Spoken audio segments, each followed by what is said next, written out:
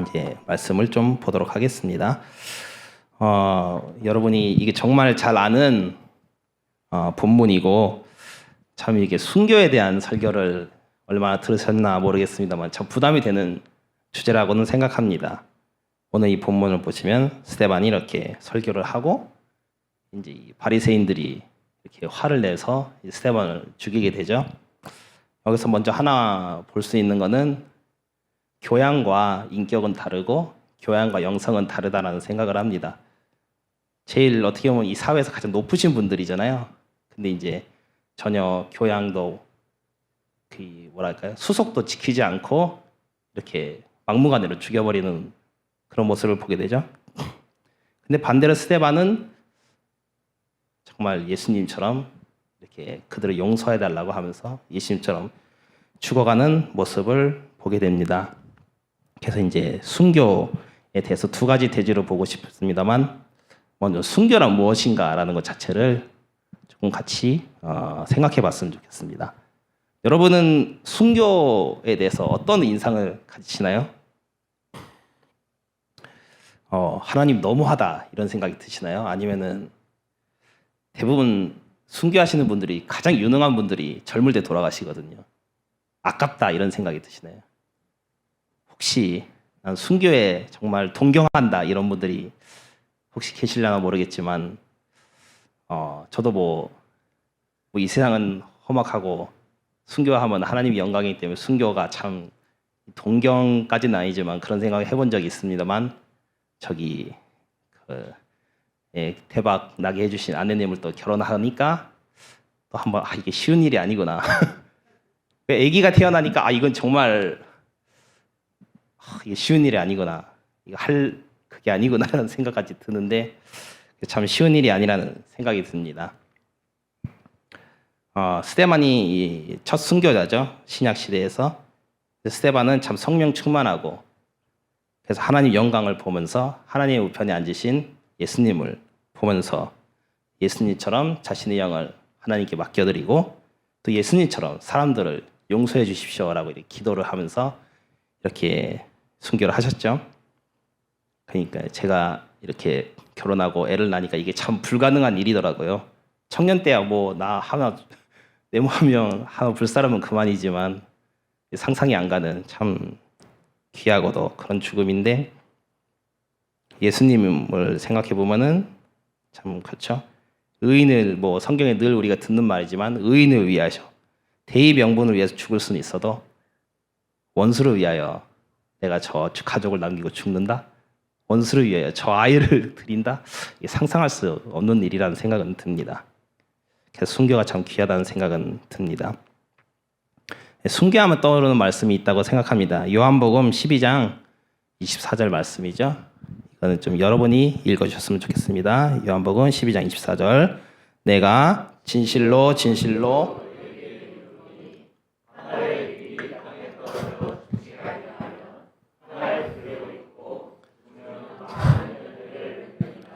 아멘.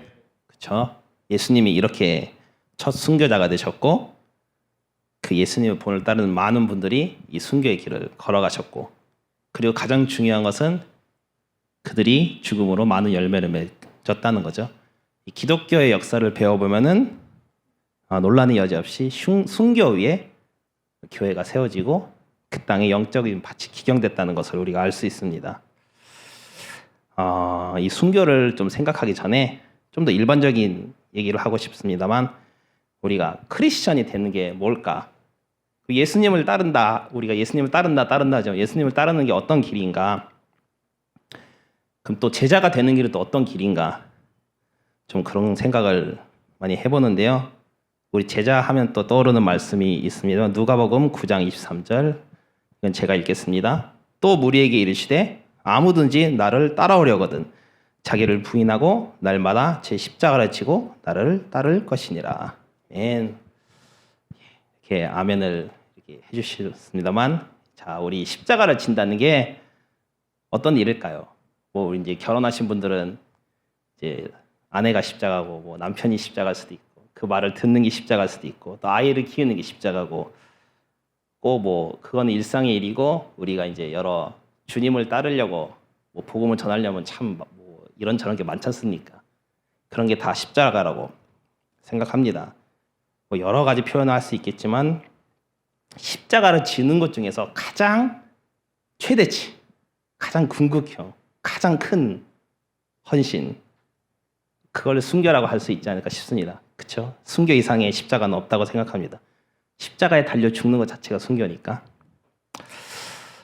이거를 이제 제가 묵상하면서 제가 신학교 3학년 때 썼던 글들이 있습니다. 제가 신학교 3학년 때 정말 이렇게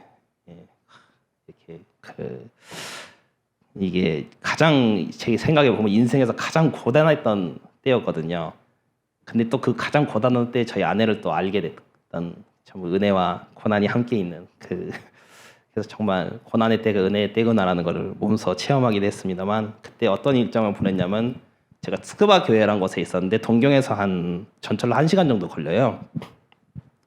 그럼 이제 3학년 때 어떤 생활을 보냈냐면은 비자 때문에 이제 직장을 구하니까 일단 그 스크바 교회가 있고 제가 직장이 있고 이제 동경교회 이렇게 있는데 이 중간 지점을 그냥 고른 거죠. 그래서 이제 아침에 새벽 기도를 드리고 한 1시간 좀 넘게 이렇게 전철을 타고 가서 직장에 가서 이제 월화는 직장 끝나자마자 이제 6시에 끝나면 7시 전까지 동경교회로 넘어가서 수업을 이제 저희는 야간 수업이었거든요. 이틀 듣고 어떨 땐 3일이었네요. 3일 듣고 그 이제 차를 운전해서 오면 월화는 이제 12시에 집에 오는 거예요. 그렇게 이제 수요일 정도는 이제 신방을 하니까 그렇게 갔다 와서 신방하면 또 이제 한 9시. 그리고 뭐 목요일은 무슨 집회가 있을 때가 많고 이제 금요일은 금요 차례가 있고 토요일은 전도를 나가고 정말 몸이 많이 상하더라고요. 시간도 없고 한데 할 수 있는 일이 많지 않았지만 이 광야는 이 확성기라고 하잖아요. 참 이 막 글이 나오더라고요. 그래서 그때 제가 쓴 글이 있는데 이렇게 즉석에서 아침에도 좀 반주를 깔아주셔서 제가 참 좋습니다. 예, 살짝 이렇게 은은한 반주 하나 깔아주시면 감사하겠습니다. 제가 헌신의 길이라고 딱 이렇게 글을 썼어요. 뭐 헌신의 길, 그 PPT 한번 넘겨주시면 그 그림이 있는 십자가의 그림이 있는 데가 있어요. 그렇죠. 이 그림을 보시면서 좀 들어줬으면 좋겠는데 헌신의 길이라는 걸 썼는데 이제 헌신의 길, 십자가의 길 똑같다고 생각합니다. 제가 뭐 헌신의 길이라고 말하면 십자가의 길로 이렇게 들어주셨으면 좋겠습니다. 이 길을 이렇게 썼습니다. 헌신의 길은 나에게 있어 정말 중요한 것을 내려놓는 길, 정말 소중하고 좋아했지만 주의 길을 가기 위해 그것을 포기하는 길. 헌신의 길, 그 길은 배수의 진을 치고 가는 길. 그 길을 가기 위해 주님께 집중하기 위해 이거저거 안 하고 버리고 내려놓아서 이제는 그 길밖에 갈 수 없는 길. 주님이 나를 버리시면 나는 이 길을 가느라 이제는 어디도 갈 수 없는, 그리고 아무것도 할 수 없다고 고백하는 길. 하지만 헌신의 길은 비록 보이지 않을지라도 주님이 이미 다 이루시고 예비하신 탄탄대로를 걷는 길. 놀라운 축복이 가득한 길. 내가 드린 것에 비할 수 없는 축복을 받는 길. 조금 이제 생략을 하고, 그 길은 마치 십자가를 지고 가시는 예수님 옆을 걸으며 이 그림 이렇게 가시는 예수님께 먼저는 손을 살짝 얹는 길. 부끄러워하면서 살짝 손을 얹는 길. 그래서 십자가를 전혀 무게를 덜지 못하는 길. 오히려 때로는, 아니 실은 대부분의 경우 그 십자가를 가볍게 하는 것이 아니고 그 십자가에 매달려 주님을 더 무겁게 하는 길. 내가 같이 십자가를 지고 가는 줄 알았는데 실은 그 십자가 이렇게 매달려서 질질 끌려가는 그런 길. 그렇게 오히려 십자가의 무게를 나는 더하고 있는데, 내가 십자가를 덜다고 생각하면서 더하고 있는데 주님은 나를 버리지 아니하시고 십자가에 함께 끝까지 끌어가 주시는 그 사랑에 감동하는 길. 그래서 헌신의 길은 그 사랑에 감동하여 내가 조금씩 그 십자가의 무게를 같이 지고 가는 길. 이 손을 이렇게 했던 것을 이렇게 받쳐보고 이제 어깨에 이렇게 밟고 이제 우리가 패션 영화에서 보는 것처럼 구레네 시몬처럼 예수님을 이렇게 같이 끌어안고 그 십자가의 무게를 함께 지고 가는 길. 그런 길이 아닐까라는 이렇게 것을 적어봤습니다. 네, 감사합니다. 그 십자가의 길은 그 주님의 고통을 함께하는 길이죠. 그리고 그 고통을 몸에 채우는 길이라고 생각합니다. 골로새서 1장 24절 말씀이 있는데 그만 좀 보여주실까요? 제가 읽겠습니다. 나는 이제 너희를 위하여 받는 괴로움을 기뻐하고 그리스도의 남은 고난을 그의 몸된 교회를 위하여 내 육체에 채우노라. 그 길 가운데 우리가 부어주시는 놀라운 사랑과 축복에 감사하며 감격하며 그분을 예배하고 찬양하며 날로 날로 그분을 닮아가는 길, 날로 날로 나는 십자가에 죽고 내 구주 예수 그리스도로 살아가는 길. 이런 길이 십자가의 길이지 않을까, 아니면 헌신의 길이지 않을까라는 생각을 그때 해봤습니다. 죄송합니다. 아까 그 골로새서 전에 마가복음 말씀을 잠깐 보여주시겠습니까? 15장 이제 뭐 알렉산더와 루포의 아버지인 구레네 시몬이 이렇게 예수님 십자가를 지고 갔다는 건데 이 얘기를 꼭 나누고 싶거든요. 이게 성경이니까 우리가 그냥 훅 지나칠 수 있지만은 구레네 시몬은 저희가 알지 않습니까? 그럼 알렉산더와 루포는 누구지? 이렇게 생각할 수 있거든요. 근데 마가가 이렇게 알렉산더 루포라고 딱 썼다는 거는 이 편지를 제가 상상하기에 편지를 받는 분들은 다 이분이 누군지 안다는 거예요. 그러니까 크리스찬 안 돼서 유명하다는 거죠. 그렇죠? 뭐 여기 성도님이 어디 딴 데 계시다가 여기 목사님께 편지를 쓰는데 뭐 우리 목사님 설명 안 하지 않습니까? 이분고 목사님은 그냥 딱 이렇게 쓸 거 아닙니까? 뭐 설명이 필요 없죠. 다 아니까. 다 안다는 얘기라고 생각하거든요. 유명하다는 거예요. 이 구레네 시몬의 아들들이 그쵸, 뭐 이제 저희 서계에 계시지만 고우빈 하면 누군가 싶지만 홍선영 구병욱의 아들 고우빈 하면 아실 거잖아요. 그렇듯이 이들이 유명하다는 뜻이라고 생각합니다. 로마서 16장 13절에 보면은 이렇게 바울이 여러 사람을 인사를 하는데 루포, 아까 구레네 시몬의 아들들 중에 알렉산더 루포라고 하는데 루포를 이렇게 소개를 해요. 주 안에서 택하심을 입은 루포. 그리고 그의 어머니 구레네 시몬의 아내죠. 그는 곧 내 엄마라는 거예요. 바울이 뭐 실제 엄마는 아니지 않습니까? 그러면 나의 영적 어머니라는 거예요. 구레네 시몬이 몇 시간 십자가를 지고 갔는데 아들들은 엄청난 복을 받고 주의 택하심을 입은 자라는 표현을 받고 그의 아내는 내 영적 어미나라는 표현을 바울로부터 받는 엄청난 복을 받은 거죠. 마치 오베데돔이 3개월간 언약궤를 자기 집에 놓고 있다가 엄청난 복을 받은 것처럼 엄청난 복을 받은 거예요. 이제 세상이 이렇게 크리스천한테 늘 축복하기 때문에 선교도 그렇지만은 가다 보면은 우리가 좀 힘들 때가 있지 않습니까? 괜히 손해 보는 것 같고 왜 이렇게 해야 되나? 하지만은 우리도 생각해보면 다 아까 그 십자가 모양 이렇게 주의 길을 십자가를 짊어지고 가는 분들한테 이렇게 걸어가지고 그렇게 같이 야 너도 좀 같이 십자가를 지자 해서 이렇게 끌려온 사람들이지 않습니까? 참 제가 일본에서 이 설교할 때는 그 얘기를 안 했지만은 참 생각해보면 저나 아내나 그 일본 선교에 짐을 지고 가는 그 어린 양이랄까 뭐라 할까요? 끙끙대고 있는 그분들한테 야 좀 같이 하자. 걷어 걸려가지고 이렇게 지금 오고 있는 그런 길인데 그렇지만 그 가운데 복이 있다는 거죠. 놀라운 복이 있다는 거죠. 그래서 우리가 그 십자가의 길을 가다 보면은 여러 힘든 것이 있을 수 있지만 놀라운 복을 구레네 시몬처럼 엄청난 복과 축복을 받게 된다는 거죠. 그래서 우리가 고백하게 되는데 갈라디아서 2장 20절 말씀은 같이 좀 읽었으면 좋겠습니다. 자, 여러분 읽어주시면 좋겠습니다. 갈라디아서 2장 20절 말씀.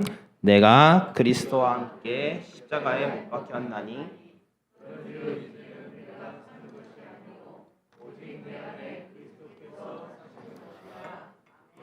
내가 육체 가운데 사는 것은 나를 사랑하사 나를 이 자신을 하나님의 아들을 믿는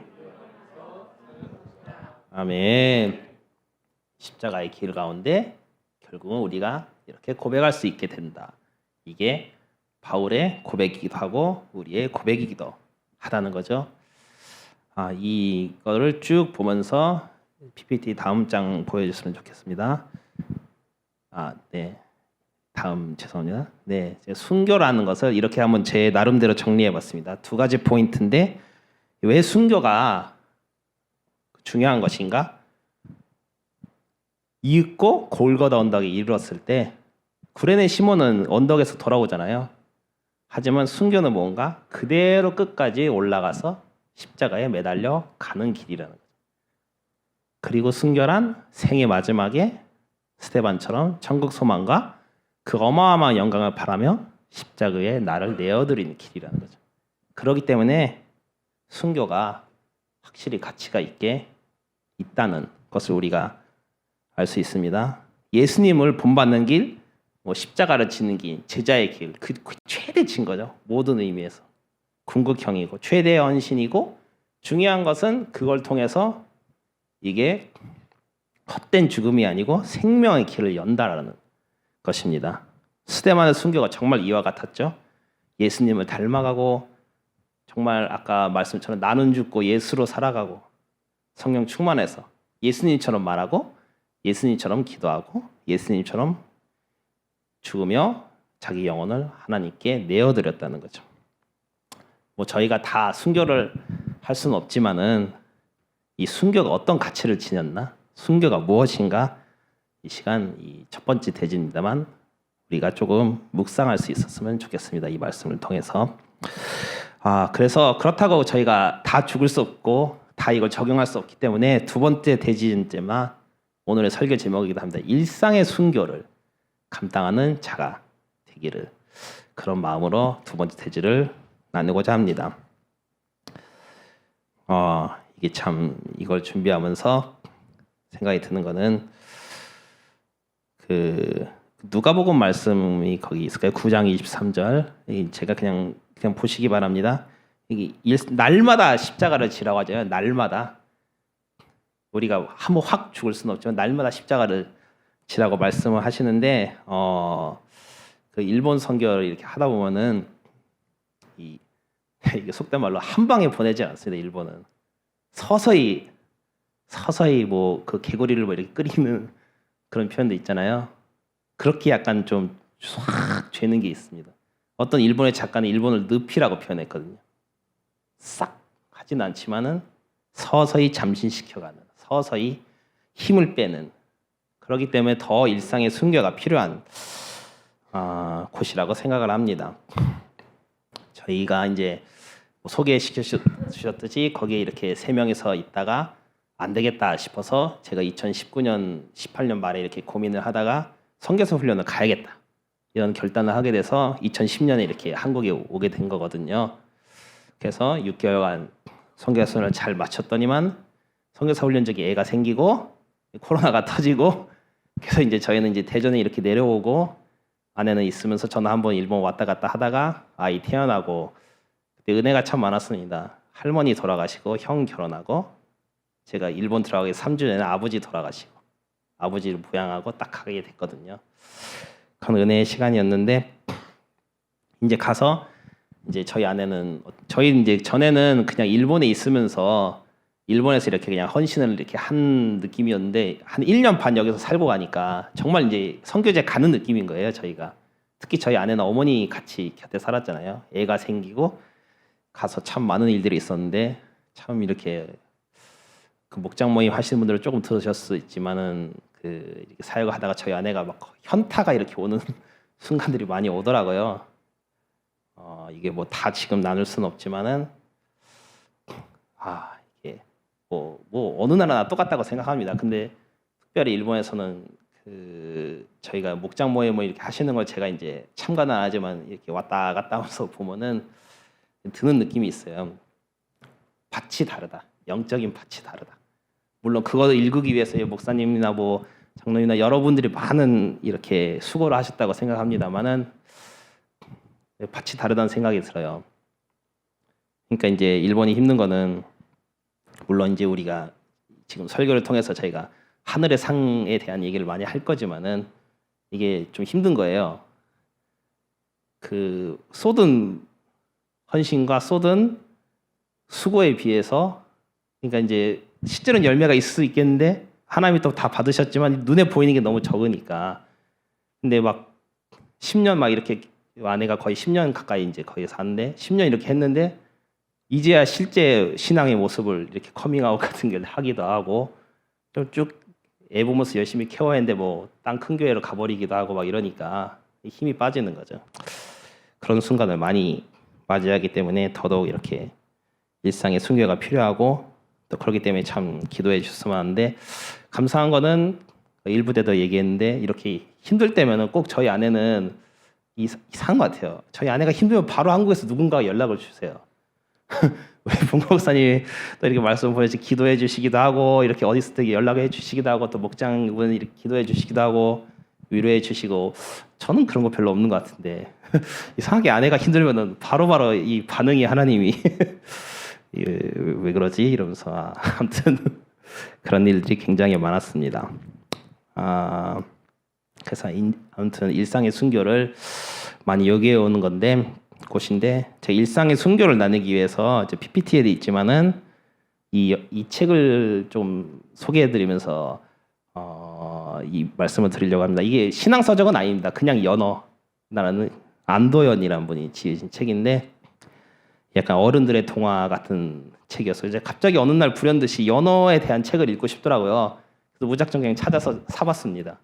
왜냐하면은 연어라는 게 그 알을 낳기 위해서 강을 거슬러 올라가잖아요. 그냥 아무 데서 낳는 게 아니고 우리가 크리스천들이 생명을 낳기 위해서 이 세상을 거슬러 가듯이 거슬러 올라가서 폭포로 거슬러 올라가서 온 힘을 다해서 알을 낳고 이제 순교하고 딱 이게 맞더라고요. 죽는 거죠.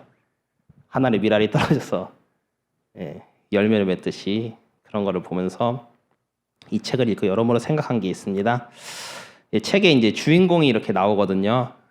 주인공이 나오는데 이제 자기 뭐 사랑하는 결혼할 상대를 만나고 사랑하고 뭐 이런저런 에피소드가 나옵니다. 그러면서 이제 세상에 대한 풍자를 이렇게 그 작가가 하시는데 그러면서 그 과정을 거치고 성장해서 뭐 결국 결론은 이 주인공도 강에서 알을 낳고 죽어가요. 그런 스토리인데 이 책에 참 인상적인 말이 몇 가지 나옵니다. 다음 PPT 보여주시겠습니까? 이런 말이 나와요.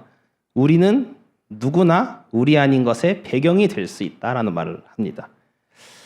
그래서 배경이 된다는 게 뭐였냐면은 그 전에 이제 제가 사역을 하면서 제가 좀 얼굴이 좀 어리잖아요. 그래서 어디 가면은 목사님이세요? 이렇게 라는 얘기 굉장히 많이 들어요. 그래서 이제 뭐 그런 건 때문은 아니지만은 어른이 된다는 게 뭘까 영적으로 라는 걸 많이 묵상할 때 이 책을 또 접해서 그걸 좀 연결시켜봤거든요. 어른이 된다는 거는 누군가의 배경이 된다는 거라는 생각을 해봤습니다. 다음 PPT에서 좀 더 설명하고 싶습니다만 어른이 된다는 거는 다 누군가가 나를 위해서 있어주길 바라는 게 아니고 내가 누군가를 위해서 배경이 되어주기를 결단하는 거.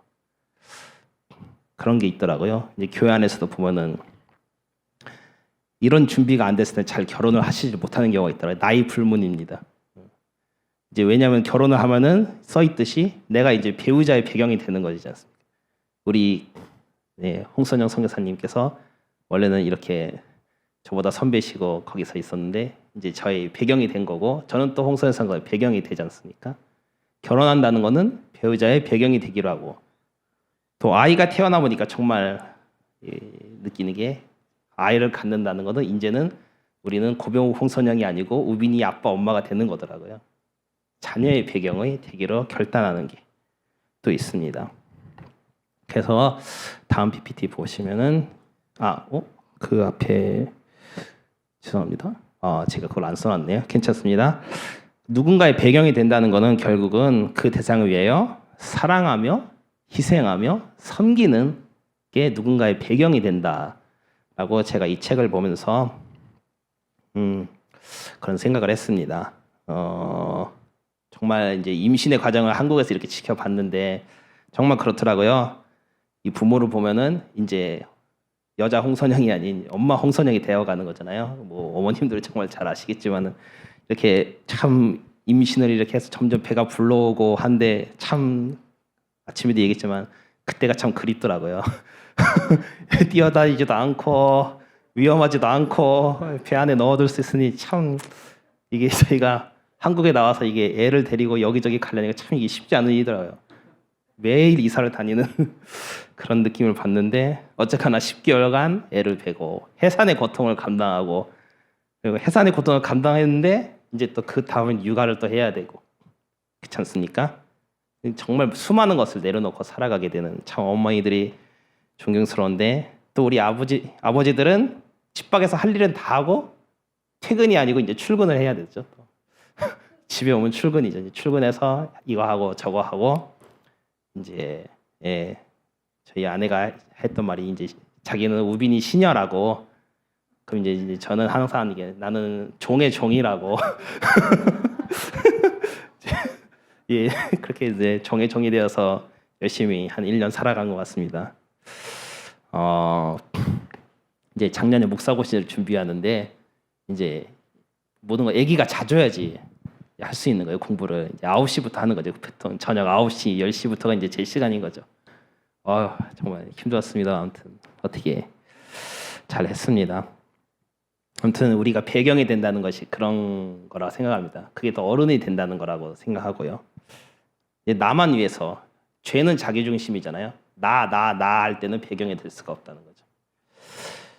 우리가 이제 이 책에도 있는 거지만 세상을 살아가면서 무엇을 남기는가 생각해 보면은 우리 자녀들을 남기는 것이고 이 영적인 유산들을 남기는 것이고 그리고 이 세상 자체를 남기는 거라고 생각합니다. 이 세상에 갑자기 여기서 툭 튀어나온 게 아니잖아요. 모든 역사 위에 이 세상에 세워졌고 내가 있기 전에 반드시 부모가 있어야 되고 그렇죠. 예수님도 마리아를 통해서 오셨는데 그래서 이 세상 모든 지금 뭐 이 세상이 뭐 어쩌네 저쩌네 하지만 이 세상에 대한 책임들은 다 우리한테 있는 거잖아요. 우리의 세대 다음 세대 우리가 뭐 해온 거 위에 이 세상이 있기 때문에 이 세상 그러니까 점은 없는 거죠. 모든 게 다 선으로 이어져 있는 거예요. 역사는. 그래서 참 이렇게 공부를 하다 보면은 이제 목사고시를 볼 때는 저희가 해외 한인 장로회라서 한국 역사도 이렇게 공부하고 그러거든요. 목사고시를 보려면은 일본 역사도 그렇지만은 참 먼저는 영적인 거 이전에 한국 역사를 보면은 참 나라를 해방하고자 하는 수많은 애국 열사들의 죽음이 있었잖아요. 그리고 많은 이제 그 세대 때 어려울 때 헌신한 한국이 제가 보기에는 모든 인프라가 세계에서 1위 같아요. 1위. 일본보다 훨씬 좋습니다. 무슨 은행에나 가나 우체국에 가나 이렇게 뭘 빨리 해줄 수가 있나 놀라워요. 그냥 얼마나 일본은 느린데 근데 유럽은 더 느리대요. 미국이 빠르겠습니까? 한국이 최고인 거죠. 배달 잘 돼, 뭐 빨리 나와, 차도 다 엄청 좋고 일본은 경차가 많이 돌아다니는데 한국은 차가 다 커요. 잘 먹고 집 크고 가전제품 좋고 휴대폰 잘 만들고 컴퓨터 좋고 인터넷 잘 되고 병원은 세계 최고. 한국이 최선진국이라는 생각이 드는데 그게 그냥 된 게 아니라는 거죠. 제가 이제 한국에 그렇게 오래 살지 않았기 때문에 한국을 이 얘기는 1부 때 안 한 얘기입니다만 잘 이해를 못했는데 국제시장이라는 영화를 보면서 한국이 이해가 되더라고요. 그 세대가 그렇게 살아왔으니까 이게 이렇게 돼 있는구나. 그래서 왜 그리고 윗세대들이 그러시는가라는 그런 것도 많이 이해가 되는데 아무튼 이런 많은 헌신들의 어르신들의 수고 위에 우리가 지금 살고 있다는 거죠.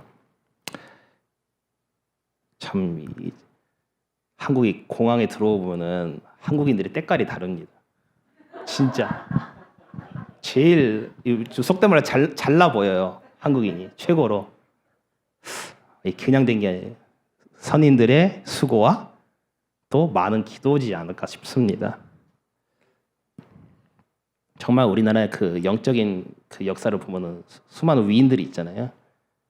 제가 신학교 때 졸업 논문에 존 네비우스라는 분에 대한 걸 썼는데 그분이 이제 자급, 자립, 자존 이런 걸 한 거예요. 한국은 선교사가 와서 1세대 만에 한국인 목사님들이 주도가 된 거예요. 근데 일본은 우리나라보다 한 10년 정도 더 전에 복음이 들어왔는 이제 기독교 프로테스탄트가 들어왔지만 여전히 뭐 자립을 됐다고 볼 수 없는 나라예요. 그렇죠? 한국은 참 1세대만 이렇게 자립이 돼서 선교사를 보내는 나라가 되고 뭐 미국인 선교사가 우리나라에 와서 선교할 필요 없지 않습니까? 일본은 여전히 가서 선교를 해야 되는 그런 나라는 거죠. 아까 목장 모임도 얘기했지만 정말 영적인 밭이 다릅니다. 뭐 한국 교회가 이렇다 저렇다 이런 문제가 있다 저런 문제가 있다라는 것도 맞는 말이지만 그래도 일본에서 이렇게 오면은 참 한국은 대단하다. 한국 교인들 대단하다. 어떻게 교회들이 일어나. 교회 안에서 막 청년들이 쏟아져 나오는 거 보면 그냥 기분이 좋아요. 뭐 그 청년들이 어떤 믿음을 갖고 있든 어쨌거나 그들이 교회에 바로 옮기는 거잖아요. 한국 참 대단하다. 이런 생각을 많이 합니다. 근데 이게 다 우리의 선배 위에 세워졌다는 것이죠.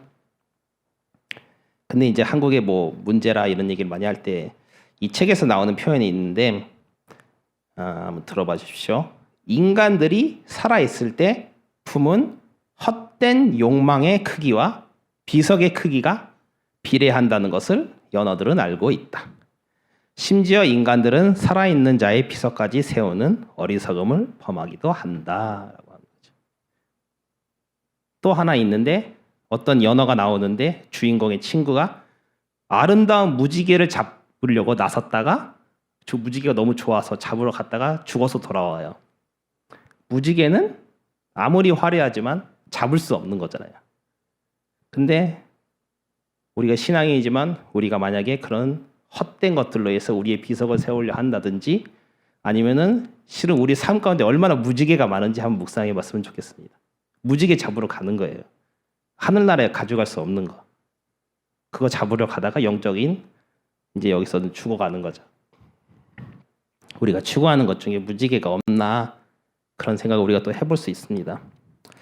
하지만 우리가 지금 배경이 되는 거에 대한 얘기를 드리고 있습니다만 허망한 무지개가 아니고 우리의 자녀들을 위해 이 교회를 위해 사람들을 위해 아니면 이 사회를 위해 좋은 배경이 되기로 결심하고 힘써 살아간다면 다음 세대가 지금 한국같이 이렇게 좋은 배경 위에 세워지는 그런 역사가 있겠죠.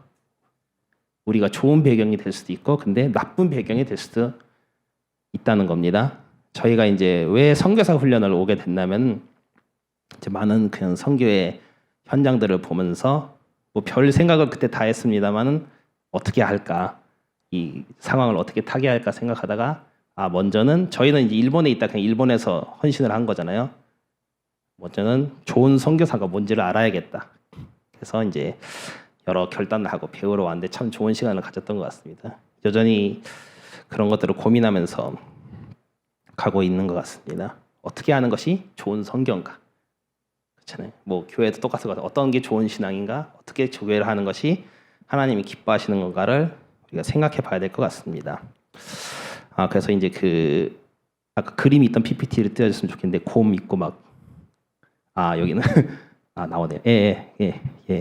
그 이제 이 책에 그런 얘기가 나와요. 이제 연어들이 쭉 있다가 이제 마지막 선택의 길이 온 거예요. 강 안으로 들어가서 이제 강을 올라가야 되는데 한쪽에는 인간이 만들어 놓은 굉장히 평평한 길이 있는 거예요.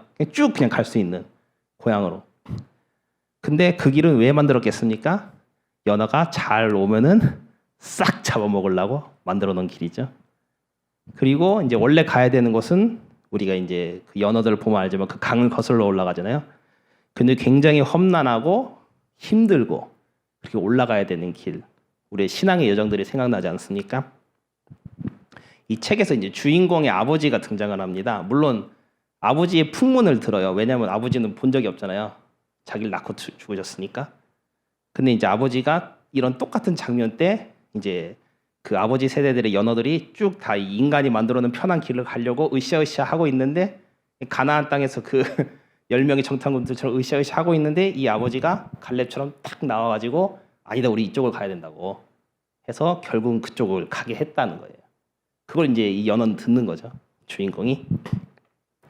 그래서 이런 걸 딱 보면은 이 생각나는 말씀이 있지 않습니까? 다음 PPT에 있는데 이거 좀 여러분이 읽어줬으면 좋겠습니다. 마태복음 7장 13, 14절 좁은 문으로 들어가라.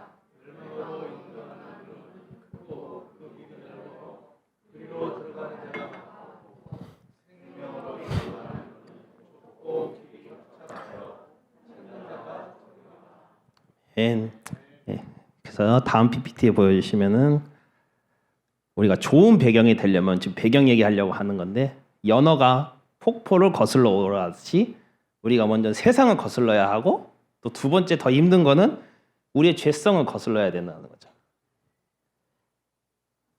그러지 않으면은 다 아까 이 말씀에서 있듯이 사탄이 만들어 놓은 평평한 탄탄대로같이 보이는 그것을 가서 다 잡아먹힌다라는 것입니다. 하지만 우리가 이렇게 좋은 배경이 되기 위해서 세상을 거슬러 가고 우리의 제된 모습을 거슬러 갈 때 그렇게 살아가는 우리의 삶이 그 기록들이 그 흔적들이 다음 세대를 옳은 길로 인도하는 지금 주인공 연어의 아버지가 주인공 연어를 또 그렇게 인도한 것처럼 좋은 배경이 될 수 있다는 것이죠. 우리 신앙의 여정을 그렇게 우리 선배님들이 힘을 주는 겁니다. 우리한테. 책 속에 인간은 기본 연어를 잡아먹으려는 나쁜 사람들이거든요, 다. 근데 하나 딱 좋은 부류가 나와요. 여기 우리 교회도 있을지 모르겠지만 기록부 하면 이 카메라맨들이 있지 않습니까? 카메라맨은 좋은 사람들로 나와요. 왜냐하면 1번 그들은 일단 연어를 잡아먹으려고 하지 않아요. 그리고 이제 그 연어가 이제 곧 죽으러 올라갈 때 그 연어의 그 한 순간을 찍어주는 거죠. 그래서 이제 여기 참 재밌는 표현이 나오는데 카메라는 이 연어들 표현으로는 시간을 찍는 기계라고 하는 거예요. 참 멋있죠?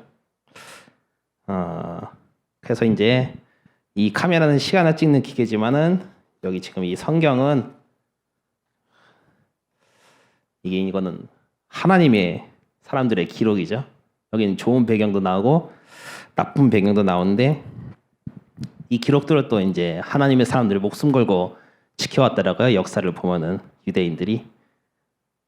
그래서 우리가 지금 이걸 읽고 있는데 계속 감동도 받고 하나님의 은혜도 받고 하나님의 옳은 길을 우리가 이걸 통해서 묵상하게 되는데 참 그래서 기록은 중요한 것 같습니다. 기록은 중요해서 저나 아내나 참 사진 찍는 거 별로 좋아하지 않아서 이게 문제인데 늘 사진이 없어요. 그래서 기록이 참 중요하구나 이런 생각을 합니다. 하지만 사진이 중요하지만 설사 우리가 물리적으로 어떤 기록이 남지 않아도 반드시 우리가 좋은 배경이 되려고 힘썼을 때 남는 게 있죠. 그건 먼저는 우리 영에 남죠. 우리 영에 확실히 남게 되고 그리고 참 위로가 되는 것은 하나님의 그 기억에 반드시 남는다는 겁니다. 그렇죠? 이렇게 많이 수고해 주시고 하면은 참 그렇지 않습니까? 목사님이 참 우리 선교사를 위해 많이 수고해 주셨는데 뭐 그렇게 뭐 얻은 그렇지 않습니까? 사역도 그렇지만은 수고해 주면 뭐 알아주는 분도 있지만 대부분 안 알아준단 말이에요, 솔직히. 그렇잖아요. 해주는 사람은 힘들지만 받는 사람은 당연하게 받죠. 하지만 하나님이 다 기억하신다는 겁니다. 그리고 이 땅에서 하나님과 함께해온 그런 세상을 역행한 기억들이 저 천국에서 우리가 하나님과 나눌 영원한 추억이 된다는 거죠. 하나님께서 칭찬해 주시는, 하나님께서 상급을 주시는 그런 것이 된다는 것입니다. 그리고 지금 순교자 얘기를 하고 있었던 겁니다만 뭐 유명한 순교자도 있지만 솔직히 이름 없는 순교자가 훨씬 많거든요. 기억도 안 남잖아요. 하지만은 설사 아무도 몰라줄지라도 우리가 그 사람들이 뿌린 선한 미랄을 하나님이 기억해 주시고 그 땅과 자녀들을 축복해 주신다는 것이죠. 그래서 참 일본 선교라는 게 일상의 순교를 요구해 오는 것인데 뭐 여기도 그렇고 어디도 그렇다고 생각합니다.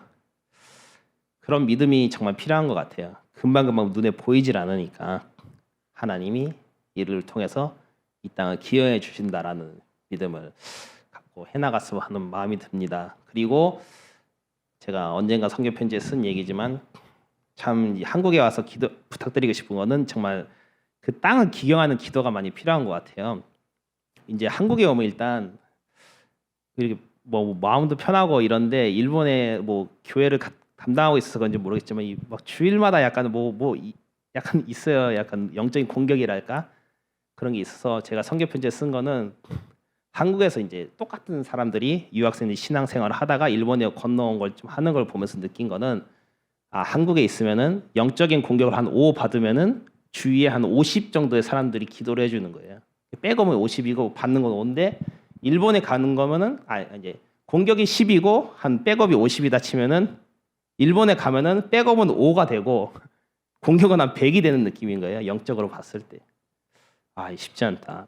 그래서 한 일본에서 정말 30년 이렇게 목회하신 분들 특히 일본 목사님들은 대단한 생각이 듭니다. 왜냐면은 그만한 기도의 후원이 없거든요. 다 알바하시면서 세상에서 아무 이름도 없고 뭐 목사라고 한국처럼 존중해 주는 것도 아니고 그래서 참 기도를 해주셨으면 하는 게 무엇보다 중요한 부탁인 것 같습니다.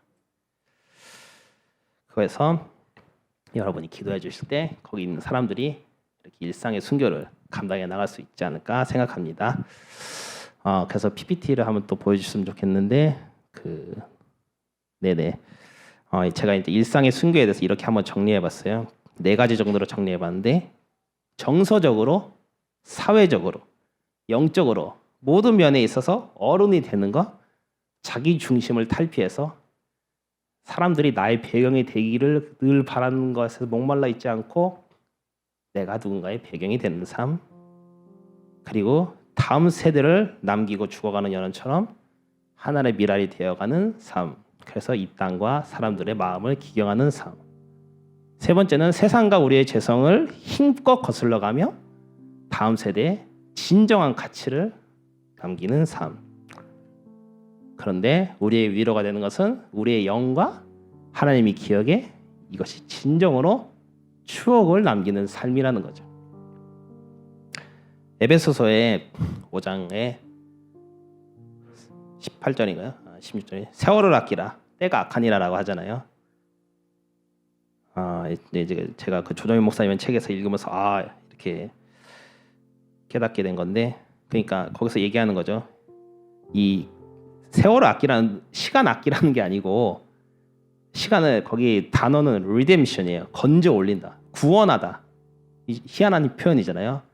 근데 이게 무슨 말이냐면 우리가 좋은 배경이 되지 않고 그냥 우리의 죄성과 이 세상에 거스르지 않고 그냥 살면은 이 시간은 그냥 흘러간 시간인 거예요.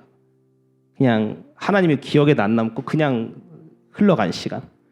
하지만 우리가 하나님을 예배하고 하나님을 찬양하고 하나님을 묵상하고 그리하여 예수님을 닮아가면서 힘써 좋은 배경에 되려고 힘썼을 때 이 삶을 건져 올린다. 이 시간이 하나님의 추억의 삶으로 건져 올려지고 하늘나라의 시간으로 건져 올려진다는 거예요. 그런 의미에서 시간을 구원하라는 거예요. 참 그러니까 이게 와닿죠. 그래서 제가 이 연어도 이렇게 쓰면서 페이스북의 마지막에 우리가 그런 삶을 공유하며 격려하며 살아가는 공동체가 되기를, 그런 교회를 이뤄가는 우리 교회 묵상인 교회가 되기를 이렇게 막 써놨었거든요. 그때 정말 그런 은혜가 있었으면 좋겠습니다. 이제 마지막으로 이렇게 마무리를 하려고 하는데요. 이 스데반의 순교를 통해서 복음이 오늘의 본문처럼 확 번지게 되는 계기가 되지 않습니까?